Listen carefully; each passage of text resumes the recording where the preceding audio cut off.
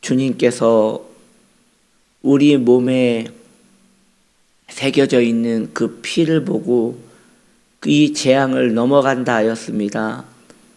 우리의 몸에, 우리의 영혼에 예수의 피가 묻어 있습니다. 주님, 우리에게 이런 은혜를 주셔서 감사합니다. 이 새벽에도 우리에게 주의 친밀함을 보이시옵소서. 예수님의 이름으로 기도드립니다. 아멘.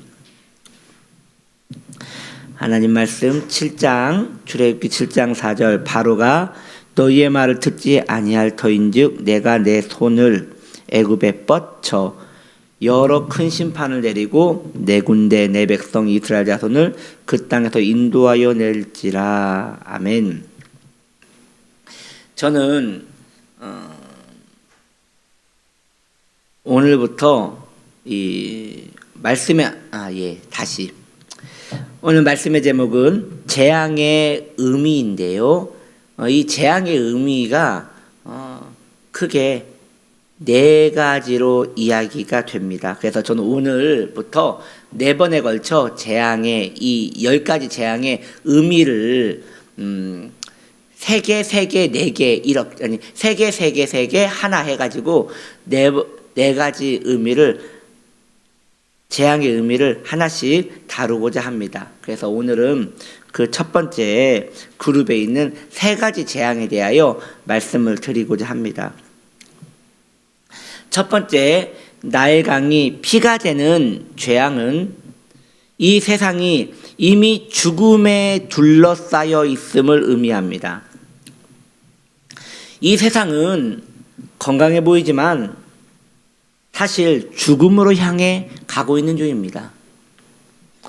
나일강 전부가 피가 되었을 때 그 생명의 강은 죽음의 강이 되었습니다. 사람들은 이 세상에서 먹고 마시며 세월을 보냈지만 사실 그들을 둘러싸고 있는 것은 그들을 살게 하는 의식주가 아니라 결국 죽음이 그들을 둘러싸고 있는 것입니다. 그리고 그들은 주님을 믿지 않으면 결국 그 죽음의 예고대로 영원한 멸망에 거하게 될 것입니다. 이미 배가 침몰되어 서서히 가라앉고 있듯이 모든 영혼들은 이 나일강이 피가 된 것 같이 죽음에 둘러싸여 있기에 먹고 마시며 일하며 생명을 보존하는 것 같지만 그것이 아니라 죽음으로 빠져들어가고 있는 것입니다. 그러므로 예수 없는 인생은 이미 침몰되고 있는 배와 같으니 죽음을 준비해야 하는 것이지요. 이를 위하여 주님의 가슴을 끌어안고 모든 성도들은 영혼 살리는 일에 마음을 써야 합니다. 기도해야 합니다. 왜냐하면 나일강이 이미 죽음의 피로 물들어가고 있기 때문입니다. 이 세상은 결국 주님과 원수된 이 세상은 멸망할 것입니다. 구출해야 합니다. 이것이 성도의 사명이며 성도의 기도 제목이 되기를 축복합니다. 첫 번째는 피재앙이었죠. 두 번째는 개구리 재앙입니다. 이 세상에서 어둠의 자녀들의 본질이 바로 이 개구리 재앙과 연결되어 있는 것입니다. 이 개구리는 이 세상의 어둠의 자녀들을 뜻합니다. 개구리는 개골개골하면서 입볼에 바람을 집어넣지 않아요? 볼록볼록. 이것은 교만입니다. 세상에 속한 어둠의 자녀들의 특징은 그의 아비 마귀의 속성을 닮아 교만합니다. 그래서 하나님의 음성을 듣지 않으며 멸망 앞에서도 하나님을 찾지 않습니다. 그리고 결국 그들의 교만으로 말미암아 멸망을 당하게 되는 것이에요. 그들은 개구리같이 향방 없이 뛰어다니지만 모든 것이 헛될 뿐입니다. 열심히 살았기에 나는 이 정도면 됐다고 말하면서 마음에 교만을 품고 살지만 사실 이것은 어떤 의미도 없는 헛된 것입니다. 주 예수 안에 있을 때에만 그들의 볼 가운데 교만은 사라지고 하나님의 평강이 머무러지게 되는 것입니다. 세 번째, 이 재앙입니다. 이 재앙의 뜻은 육체의 탐욕으로 인한 더러움을 의미합니다. 사람이 더러운 걸 만져서 더러워지는 것이 아닙니다. 마음의 그 동기가 더러움을 향할 때 더럽다 말하는 것입니다. 세상의 탐욕으로 인한 더러움이 진정한 더러움인 것이에요. 이는, 몸에 그 기어다니는 그 이는 사람이 지저분하면 다가오는 기생충입니다. 세상의 정욕은 이 기생충과 같이 사람의 몸을 더럽게 만드는 것이지요. 그래서 육체의 정욕이 있는 곳에는 온갖 더러움이 가득한 것입니다. 세상은 쾌락을 사랑합니다. 이생의 자랑, 정욕, 이런 세속적인 것들을 사랑합니다. 그 이유는 그것에서 즐거움을 얻기 때문입니다. 그러나 사실 그들이 잘 몰라서 그런 것이지, 그 본질을 알게 될 때 자신이 얼마나 더러운 것들을 사랑하였던고 하며 괴로워하게 될 것입니다.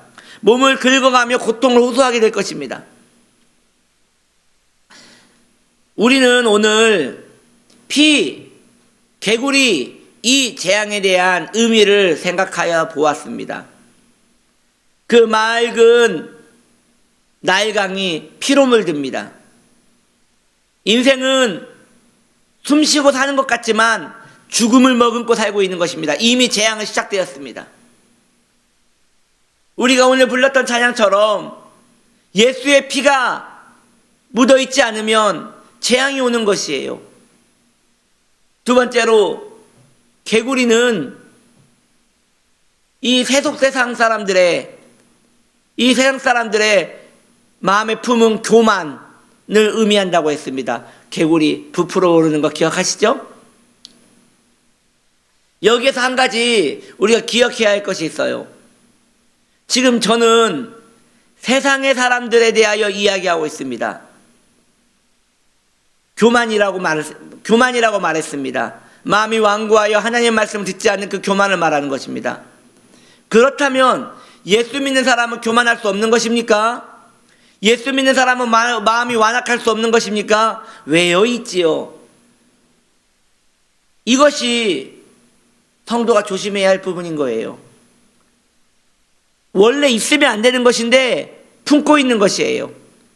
세상의 것을 같이 품으면 세상과 함께 망하는 거예요. 그러므로 우리도 개구리 성도 되지 않도록 마음을 정결하게 해야 하는 것이에요. 자기의 본질을 깨닫고 하나님 앞에 기도함으로 늘 긍휼 가운데 나아가야 하는 것이죠. 셋째로, 이라고 하였습니다. 세상에 대한 탐욕은 지저분하고 더러운 것입니다. 그런데 왜 이렇게 그런 것들이 좋은지요? 그러한 것들을 좋아하는 것은 사실 몸을 긁으며 괴로워하는 것과 같은 것이에요. 왜냐? 여러분 그렇잖아요. 몸이 막 간지러울 때 긁으면 시원하잖아요. 그런데 아시죠? 긁으면 긁을수록 더 간지러운 거 말이죠. 세상의 탐욕이 그런 것이에요. 뭔가 욕구가 채워지면 다 된 것 같이 마음에 만족이 있지만 아니에요. 피가 날 때까지 긁어도 거기에는 즐거움과 함께 쾌락과 함께 그만큼 또 고통과 괴로움이 찾아오는 것이지요. 그러므로 세상 사람은 더 괴롭게 되는 것입니다. 이 세 가지 재앙이 오늘 하나님께서 우리에게 주시는 또 다른 메시지인 것입니다. 이걸 통합해보면 결국 무엇입니까? 하나님을 사랑하는 것이에요. 이 땅에 무엇이 소망이 있습니까? 피로 물든 이 나일강에 무슨 소망이 있으며, 개구리같이 부풀어 오른 그 볼따구에 무슨 소망이 있으며, 긁어도 간지러운 이 쾌락에 무슨 소망이 있습니까? 하나님을 사랑하는 데에 마음을 두는 우리 되기를 예수님의 이름으로 축복합니다. 기도하겠습니다. 하나님, 우리 안에 나일강에 피가 되는 재앙이 있고, 우리 안에 개구리와 같은 교만이 있고, 우리 안에 이와 같은 쾌락을 사랑하는 마음이 있습니다. 주님, 우리를 용서하시고 우리 마음을 정결케 하시고 우리가 예수 믿는 사람으로서 더 정결하게 나아갈 수 있도록 은혜 베풀어 주옵소서. 믿사옵고 예수님의 이름으로 기도드립니다. 아멘.